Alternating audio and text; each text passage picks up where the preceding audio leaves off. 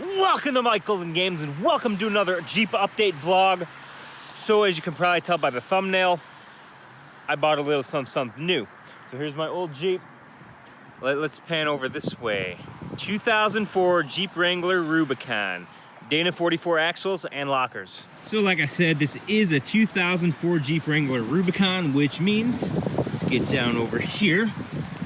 It's got both front and rear Dana 44 axles with electronic lockers. So one thing I'm not really sure about is these tires. Turns out they were put on in 2013, and I guess the previous owner basically just had it sit in their garage. That's what it looks like anyways. As you can see, there's really barely any rust.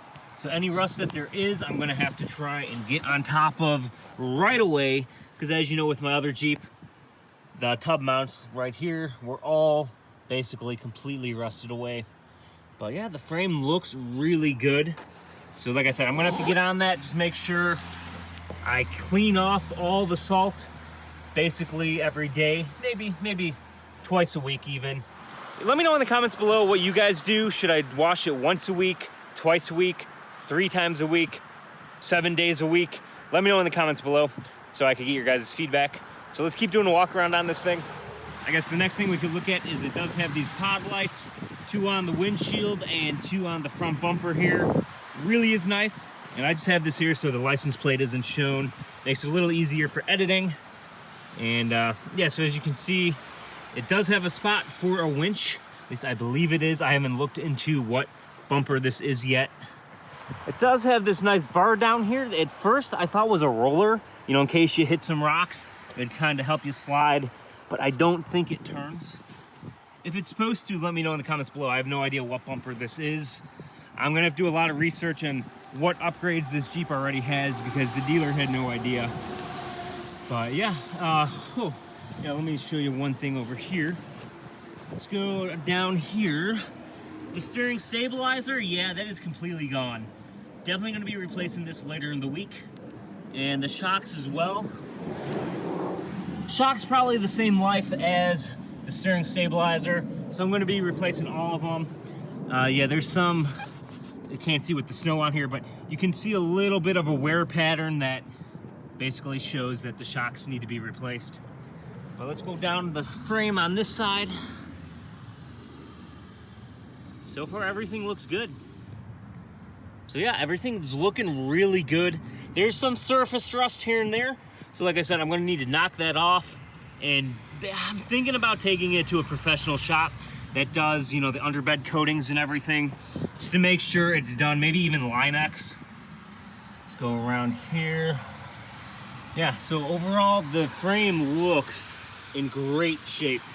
And then the rear bumper here, again, I don't know what bumper this is. I don't think it's a stock Rubicon bumper, but it does have the tow package. So you can at least tow with it. I'm probably never going to, but you never know, you never know.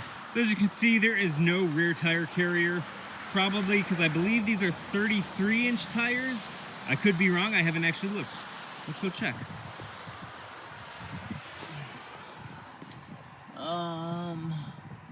Let's see, mud and snow. All right, so there's the tire size right there. And let me show you the date code on this. Bam, right there. So that's 2113. So that would be the 21st week of 2013.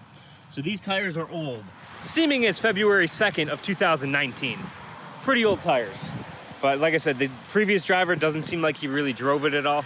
Let's check out the back. That swings right open. Super lightweight, look at that, it just moves.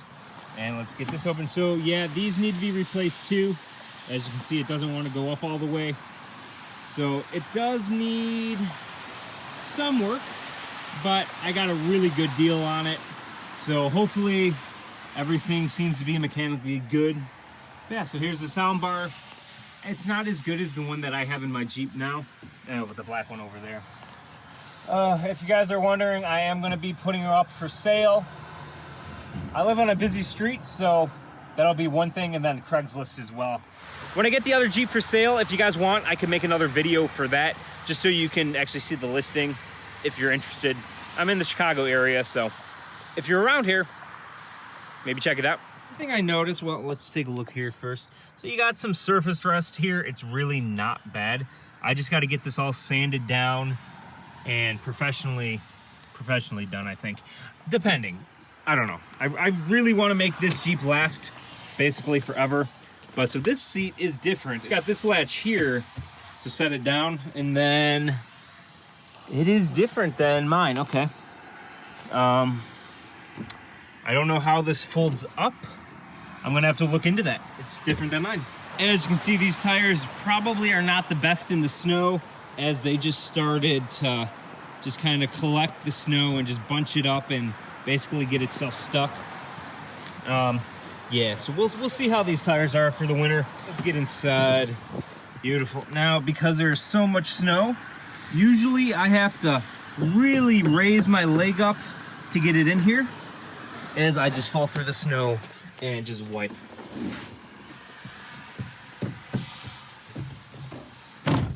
Okay, so yeah, on the way home last night, I got about 10 minutes from the dealer, and it was about an hour drive. So 10 minutes away from the dealer after, you know, acquiring my new Jeep. I got about 2 o'clock sideways, black ice. Gotta love it, right? So yeah, I'm not sure about these tires. It could have just, you know, been black ice, so who knows? But I gotta, you know, test out these tires, see how they are, and probably air them down quite a bit. I'm guessing the dealership filled them to the max, and in the winter, you want to have your tires aired down a little bit. I'm thinking 30 PSI. At least on my Jeep, I would do 25 to 30, but for these tires, I got to see what the max is. I'm thinking 30 to 35 PSI. These are probably like 40, 45 PSI right now. So I got to look into that still. So I left my house at about 3 o'clock and didn't get home till about 10:30.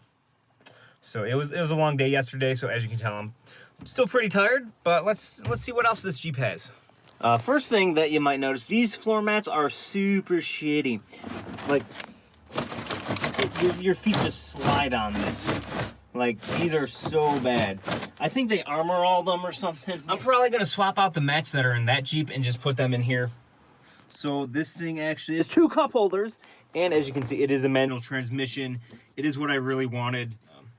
As you know, that's a 4-banger with an automatic transmission, which it is an amazing engine, but the transmission, it's an automatic. I really preferred a manual, so I upgraded. So we got this, looks like a little lock box here. I haven't actually looked in here yet. Okay, not bad, not bad. Let's close that. There's a locking gas cap on this one, exact same as, if I can get the camera there. It's the exact same as on this one here, except the lock is off. Apparently the lock fell off. So I'm gonna have to get a new locking gas cap. So this is like POV shot right now. Can look through the mirror. It actually has a compass and a temperature gauge right here, which, you know what, let's turn the Jeep on and see what it sounds like. Here's my new key. Not sure if the camera's focusing, but let's get that in there. Manual transmission is in neutral. Engage the clutch. Starts right up, beautiful. And let's turn this radio off. There we go. Yeah, the radio doesn't have Bluetooth, which I'm really upset about. So I'm probably gonna get a new radio soon as well. I do have an iPhone 10, so I need a little special adapter, which then goes into the adapter for the radio, you know, the aux cable.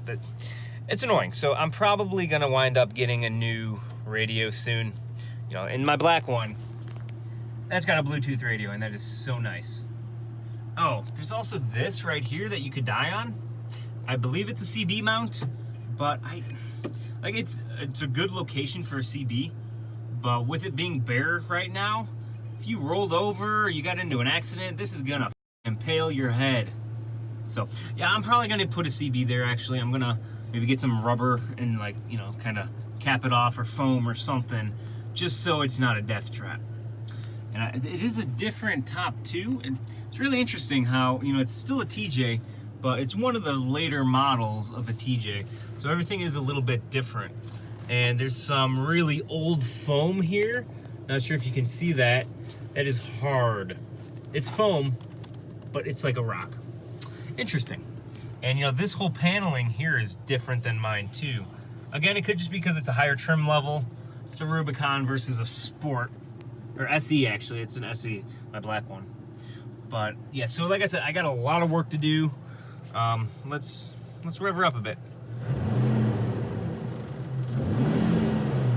Oof. All right, and then here's the inside of my 98 Jeep Wrangler SE. As you can see, there's a lot less stuff in here. It's stripped down a lot more, which I kind of like the stripped down feel, I gotta say. Oh, and then I added that one. I did a video on that. I'm gonna miss this Jeep. Over here, I like I said about those tires, yeah, I was stuck there for about a good 2 minutes trying to move in and out. Tried 4 low with the lockers. That didn't work even. So, yeah, I eventually just moved back and forth and eventually got out. But I don't know. Don't know about those tires. Let's go outside and look under the hood. Ugh. Oh boy, ugh, there's so much snow under here, look at that. Damn. Oh, you can just see how far my foot fell. Okay, so, I love the Rubicon badge on here, that is freaking awesome looking. Yeah, there's a little bit of a dent here, maybe they hit a tree or something. But let's get this opened up. It's got a little bit of touch-up paint there. Again, though, the overall paint looks amazing. And let's open the hood. The hood latch is up there, so I'm gonna have to set my camera down. So here she is, the Inline 6 with a cold air intake, which is pretty nice. I mean, everything looks pretty clean, I gotta say it. For being, you know, a 2004 Jeep Wrangler Rubicon, you'd think it'd be a little more dirty, but everything looks pretty clean.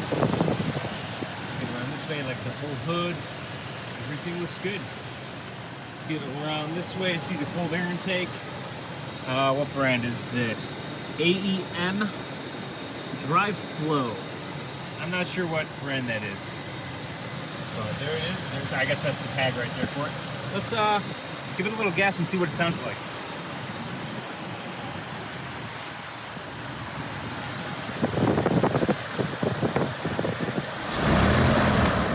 Oh man, listen to that.